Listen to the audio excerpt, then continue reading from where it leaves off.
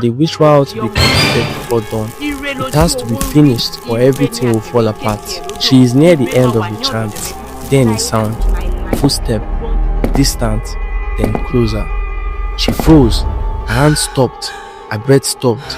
She turned sharply, eyes wide, and stared at the door. Silence. She waited. 1 minute. 2 minutes. Still in the dark. Waiting. Barely breathing. Then the footstep came closer. She whispered, "Daniel, who is that?" Who is that? No answer. Her body began to shake. Both from inside and out. Every second felt like an hour. Tension thick enough to cut with the knife. And then the door opened slowly. Little Moji, barely 5 years old.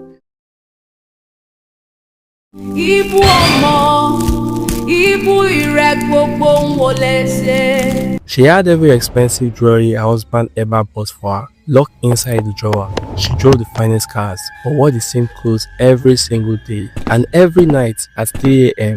while her husband slept, she crept out of the bed, sat alone in the dark, and did something no one in the house was ever supposed to see. Her husband thought God was blessing him, his board members thought it was hard work, the neighbors thought it was luck, but the real source of his wealth, it was her. And the secret she carried was about to destroy everything. In the far west city of Umeli in Ibadan, there lived a family, not just any family, a family that people talked about, a family that made people stop walking, lower their voices, and whisper their name, the ERUJEJE family. 3 of them, the husband, the wife, and their daughter, Little Moji, just 5 years old at that time. They lived in a beautiful estate apartment, that kind that made neighbors peek through their curtains, the kind of home that made people ask questions they were afraid to say out loud, because it wasn't always like this. Before the big house, before the fine cars, before the wealth that seemed to pour in from everywhere, the ERUJEJE family had known what it felt like to live from hand to mouth, struggling, grinding, praying for better days. And then, almost overnight, everything changed. Of course, the neighbors noticed, the market woman noticed, even strangers walking by noticed. And in a community where people have nothing to do better than to talk, they talked. Where did this money come from? Where does a man rise so fast like this? Something is not right in the house. But the ERUJEJE family, they kept working, head high, living good, and giving back to the poor, to the hopeless, to anyone that needed help. That was the kind of family they were. At least, that was the part the world could see. Mr. ERUJEJE, the husband, was the CEO of Delta Group, a ceramic company, his own company, and business. Business was always good. Board meetings always ended in praise. This man never seemed to slow down, never seemed to run out of contract, never seemed to lose. People saw a hardworking man and said, "That's a blessed CEO." And then there was Mrs. ERUJEJE, a full housewife, no office, no career, just a quiet gentlewoman who cooked meals, washed her daughter's clothes, helped with homework, and kept to herself. She was beautiful, anyone could see that, but you would never know it from how she dressed. Same simple clothes every day, no gold, no jewelry, no makeup, no expensive wrappers, and always a scarf firmly tied on her head every single day, like a woman heading to the deeper life church service that never ends. People talked about that too. Maybe she's deeply religious, maybe she doesn't care about worldly things. Why does a woman with so much money dress like she has nothing? Every Saturday morning, without fail, Mrs. ERUJEJE would take Little Moji to the salon. She would walk in, greet everyone with a smile, find a seat, and wait patiently for her turn. Then, every single time, when the hairstylist called her name, she would wave it off and say she is busy, that something urgent came up at home, that her daughter should go first. And her daughter's hair would be done beautifully, and Mrs. ERUJEJE's hair never touched, never seen, never questioned. The hairstylist learned not to ask, she just knew what to do. One evening, Mr. ERUJEJE stopped by one of the most expensive jewelry stores in the city. He was feeling generous, feeling proud. He wanted to do something nice for his wife. So he bought her a 32 carat yellow diamond necklace worth over 8,900 US dollars.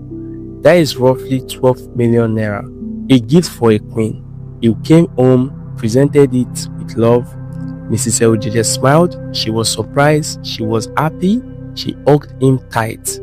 Then suddenly she opened a drawer and placed the necklace neatly beside all the others she had never worn. Not even once. It was enough. He had to know. Mr. ERUJEJE took a day off. Even though it was his own company, he sat his wife down and spoke from his heart. "My darling, my sweetheart, my second half. Honey, is there something you are hiding from me? I am not talking about what the neighbors say. I am asking you, why don't you enjoy this money we have worked so hard for? Why don't you wear the jewelry? Your clothes are the same every day. Your wardrobe is full of expensive things I've bought for you. Wrappers, fashion wears, different type of things. But you never touch them. What is going on? Please, I need to know." Then Mrs. ERUJEJE replied, slow and steady. "Olówó orí mi, ọkọ mi, ẹnìkejì mi, my husband. I know you had worked so hard and I appreciate everything you do for me and our daughter. And every day I beg God to continue providing for us, to give us the best things in life, to keep us alive, to grow enough and grow older, to see our grandchildren, to watch Moji grow up with no problems, no accidents, big or small. I pray God continues his good ways in our family. My husband, I hear everything you are saying, and it's not that I don't like the gifts, but it's just that I don't wear them. That's the truth. I just don't have anywhere to wear them to. And the clothes, just leave them. I love dressing simple. I always have."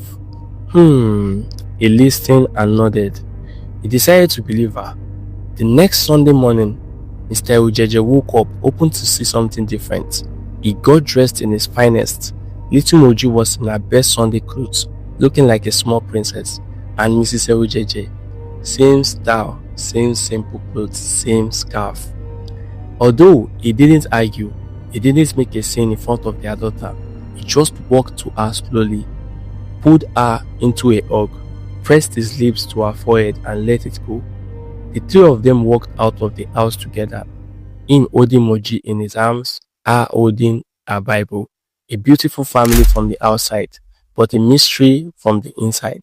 That Sunday night, when everyone was deep asleep, at 3 a.m. on the dot, Mrs. ERUJEJE moved. She moved slowly, carefully. She slipped out of the bed without making a sound. She tiptoed across the floor, past the bedroom door, down to the hallway into the dressing room. She closed the door softly behind her, and then, for the first time, we see what she has been hiding all along. Her hair, not the smooth style of a wealthy woman, not the shiny, well-kept hair of a wife who visits the salon every Saturday. Instead, the hair was rough, haggard, tangled, dried, old and dirty, like it has not been properly washed or touched for a very long time. She began to comb slowly. Her lips began to move. A low ancient Yoruba chant rises from her throat. As she combed her hair, she sang an old song, an ancient Yoruba praises to the goddess of wealth and prosperity. Her voice cracked with the weight of it.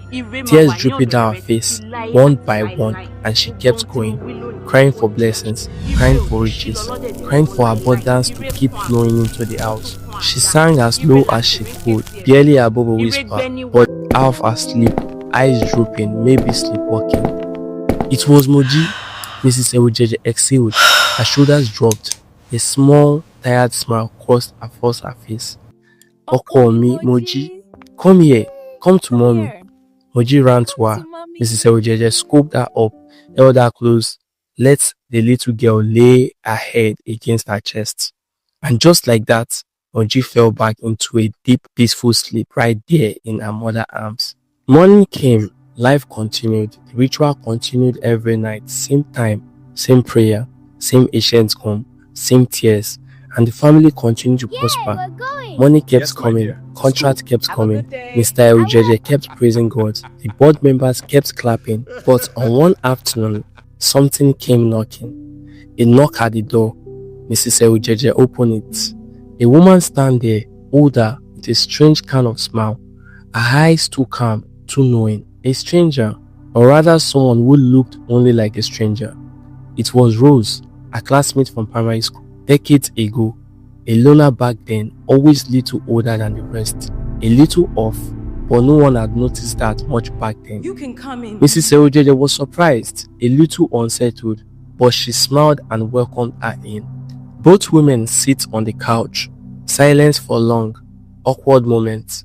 Rose calm, smiles strangely. Won't you get me at least a glass of water? Mrs. ERUJEJE flustered and replied, Oh, sorry, please, pardon me.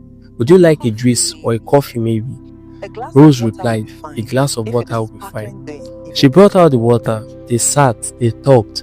2 hours felt like nothing.